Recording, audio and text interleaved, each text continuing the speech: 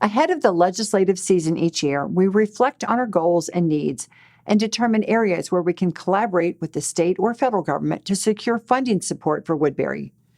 When our advocacy is successful, as it has been in the past, it can mean millions of dollars are saved, which reduces the tax burden on Woodbury residents. I want to share more about our state and federal requests with you. We are seeking a state bonding request of $2 million for Law Lake Park Restoration and Development Project.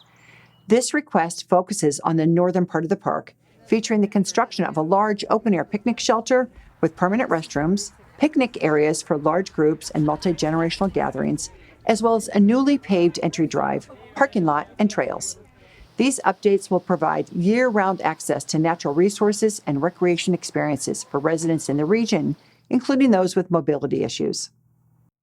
We are also requesting a sales tax exemption for materials and construction of the water treatment plant and water tower and associated pipeline. The City Council also gave direction to include a commitment to housing diversity in our legislative priorities. Upon considering housing legislation over the last couple of years, as well as potential legislation to come, our legislative platform includes a general housing commitment by the city again, as well as specific priorities we urge the legislature to consider. The Council also approved support for several other selected bills and issues that affect the city, including support for a statewide sales tax exemption on all city projects, support for the Equal Access to Broadband bill, and support for recommendations to address safety concerns with e-transportation devices, such as e-bikes.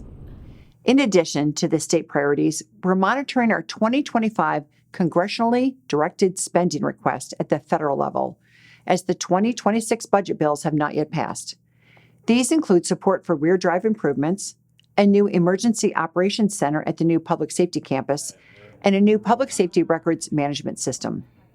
In anticipation of the fiscal year 2027 cycle starting, the city has identified additional federal legislative priorities, which will likely be submitted around March 2026.